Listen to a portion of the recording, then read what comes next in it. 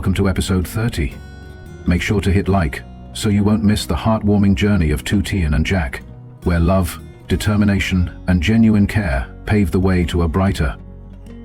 Morning in the countryside brought a gentle freshness to the air, accompanied by the cheerful chirping of birds like a natural symphony. Tuttien woke up early in her small farmhouse, her face lighting up as she opened the door to greet the first rays of sunlight. She recorded a short video on her phone to say hello to everyone, showing off the peaceful scenery all around, dew-kissed grass and distant mountain ranges silhouetted against a clear blue sky. Once she finished her morning routine, Tuttien began tidying the house, sweeping up fallen leaves in the yard. Then she took a bowl of grain she had prepared the night before and went behind the house to feed the pigeons. Watching the flock compete for each kernel brought a smile to her face. Afterward, she headed to the kitchen and heated water to cook a steaming bowl of noodles. The savory aroma filled the air, making her stomach rumble. Sitting on a small bamboo chair, she sipped spoonfuls of broth, her eyes shining with simple joy. She thought, "Once I finish eating, I'll go harvest some vegetables and take them to the market before the sun gets too hot." The scene shifts to Jack's home. In the living room, Jack's mother was waiting for him to come downstairs. When he appeared, she gave him a gentle smile and asked, "You're up early? Going to the office soon?" Jack nodded, a mix of pride and slight tension in his eyes. "I'm starting my new position as branch director, Mum. It's more stressful than being out at the construction sites. Sometimes I have to sleep at the office, working through paperwork all night." Jack's mother paused thoughtfully. "Work hard, but make sure you take care of yourself. By the way, how is Tuttien these days?" Jack briefly described how Tuttien was still living on the farm and gradually getting more settled. His mother worried she wouldn't be safe on her own and suggested, "Try to arrange a position for her at the company. It'll be both stable and secure." Jack sighed. "I respect her decision, Mum. She wants to stay at the farm, but I also hope she'll gradually get used to the company. She has a phone now, so I'm less concerned if something comes up, especially after what happened with Huang." Hearing him mention Tuttien's past, Jack's mother nodded. "I understand. That poor girl is still shaken by how her ex-husband abandoned her for not being able to have children. Be patient with her. She'll open up eventually." Jack smiled. "I truly love her, Mum. I don't care about her past." His mother gently patted his shoulder. "Good. I support you two. Stay confident and look after her." Jack felt a wave of relief, knowing she was on his side.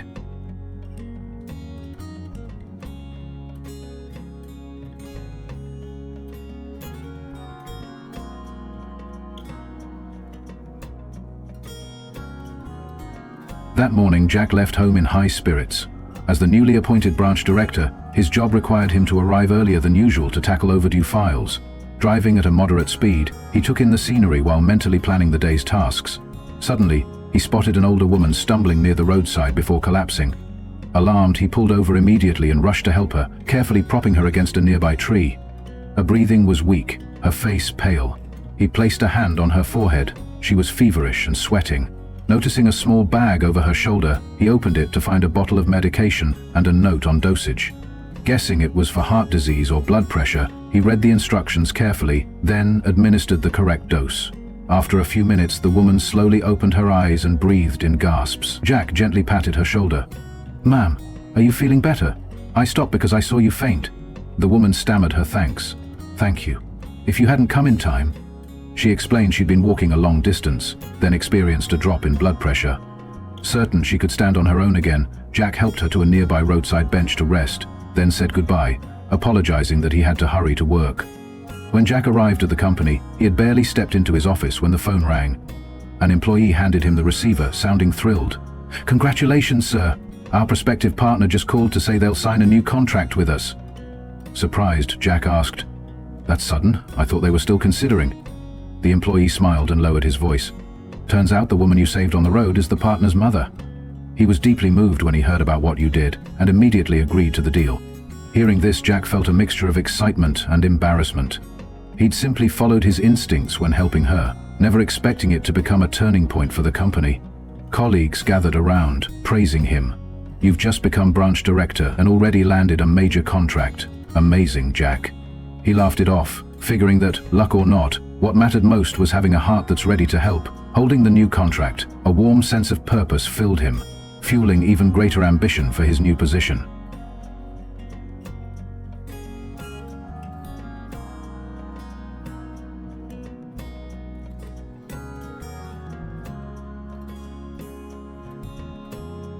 Under a gentle morning sun, soft beams of light filtered into a lush forest where Tu Tien was picking ripe pumpkins.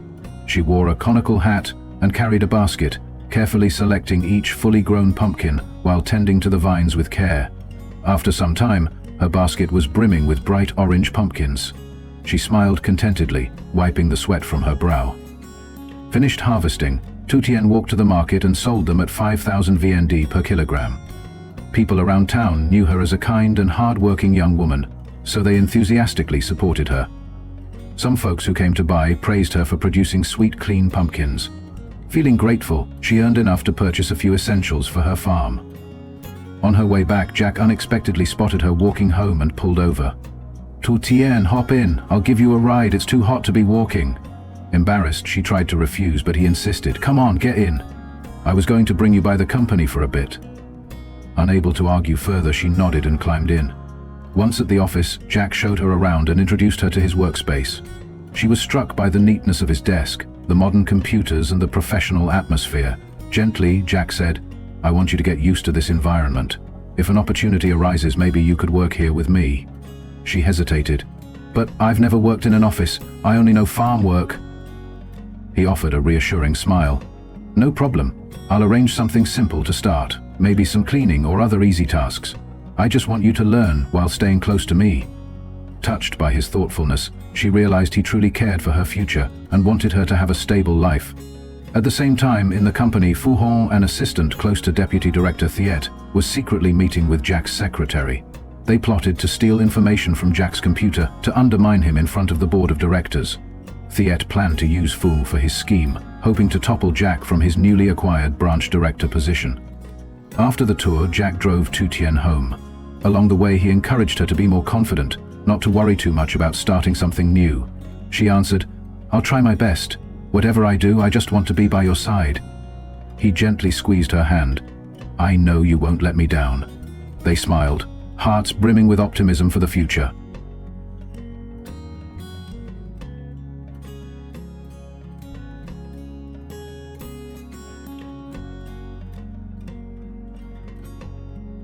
Back at her farm following a busy morning, Tu Tien was determined to keep nurturing her garden. She carefully cut down several bunches of green bananas, washed them, and arranged them neatly in a basket. She then brainstormed ways to earn extra income and came up with the idea of making fried bananas. Simple and tasty, with good selling potential. She worked diligently, grinding flour and soaking bananas in salt water to prevent discoloration, then rolling each banana piece in a thin layer of batter. The oil popped and hissed on the stove, and she eased each slice into the pan, carefully flipping them until they turned a golden brown. A delicious aroma filled the little kitchen. When the bananas were ready, she placed them on a plate and took a few photos to send to Jack, adding a note. "Just made these fried bananas, want some?" She planned to sell some at the market, hoping to earn around 100,000 VND, while saving a few pieces for Jack to try. Meanwhile, at the office, Jack was still engrossed in his duties. After the successful new contract signing, he handed a folder of documents to Hoai, his secretary, and asked her to review them carefully and coordinate the earliest construction timeline. She acted attentive, but she was actually plotting with Deputy Director Tieu to sabotage Jack. Upstairs, in the CEO's office, Deputy Director Tieu was discussing issues at some of the sites under Jack's management. He mentioned landslides, badly damaged overflow bridges, and complaints from residents about slow repairs. The CEO frowned. "Jack hasn't told me any of this. Are you sure there's no misunderstanding?" Tieu answered promptly, "I'm certain. I sent people to check, and those problems have been going on for weeks. Maybe Jack's been too busy to address them." The CEO nodded and told Tieu to keep monitoring the situation and remind Jack to stay on schedule. Leaving the office, Tieu smiled to himself, revealing his hidden agenda. Unaware of the looming intrigue, Jack believed everything was running smoothly and focused on his plans for the branch. In a brief moment of downtime, he checked his phone and saw Tu Tien's message with a photo of the perfectly golden fried bananas. Laughing, he texted back, "I do, save me some." Reading his reply, Tu Tien felt a surge of joy. Despite life's hurdles, she still found comfort and motivation in Jack's care and support.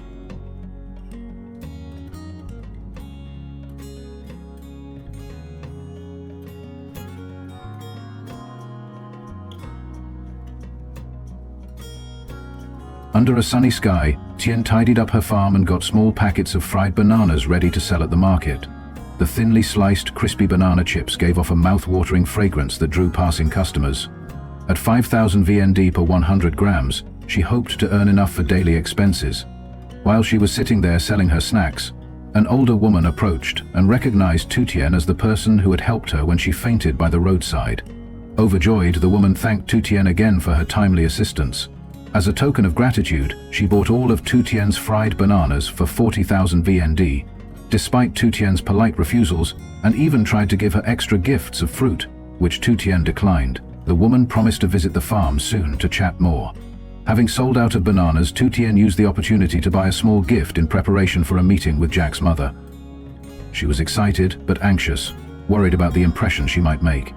The scene shifts to Jiang's house, where Jiang confided in her mother about her feelings for Jack. Sad to learn he had made his relationship with Tuttien public, she felt isolated and didn't want to interfere. Her mother, however, disapproved of her giving up and urged her to fight for her own happiness. She suggested asking Duc to investigate Tuttien so they could better understand the competition. Jiang hesitated, but eventually agreed, not wanting to have any regrets down the road. When Tuttien arrived at Jack's home carrying a bag of fried bananas, Jack wasn't there. His mother warmly welcomed her, asked how she was, and complimented her on the clever snack she'd made. Touched by her kindness, especially when Jack's mother encouraged her to have faith in herself, Tuttien felt a deep sense of gratitude. A short while later, Jack came home, delighted to see Tuttien visiting. He gently encouraged her to start learning office work, beginning with simpler tasks like housekeeping, so that one day she could assist him more directly. His mother fully supported the idea, telling Tuttien not to worry too much about whether she might cause any inconvenience. Though still a bit uneasy about possibly affecting Jack's job, Tuttien was moved by their support and resolved to do her best. She refused to let down the person who had always stood by her side, and she held on to the hope that, together, they would overcome any challenges ahead.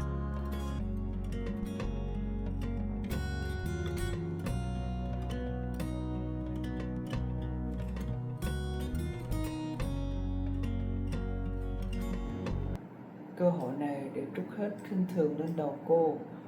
Cái nhà này cần có cháu đích tôn, chứ không phải cần một người đàn bà vô dụng. Từng lời nói chữ dắt dao cứ sâu vào trái tim tự Tiên. Đôi mắt cô đỏ hoe, bàn tay nắm chặt bảo và áo cũ. Cô kìm nén để không bật khóc trước mặt những kẻ chẳng chút thương xót cô. Chiến, người từng đỏ tay gối với cô, người từng hứa hẹn bao điều, giờ đây lại lạnh lùng đứng nhìn không một chút do dự. Cô đã không còn gì trong ánh mắt anh ta. Nỗi đau không còn dừng lại ở những lời miệt thị khi mẹ chồng lớn tiếng đuổi cô ra khỏi nhà. Tự Tiên gần như quỵ xuống. Cô không biết mình đã làm gì sai ngoài việc sinh ra trong một số phận bất hạnh. Ngày cô về nhà chồng, cô cũng từng e thẹn bước qua bậc cửa này mang theo bao ước mơ về một mái ấm. Nhưng hôm nay cũng chính bậc cửa đó cô phải rời đi trong tủi nhục, trong sự lạnh lùng của người chồng.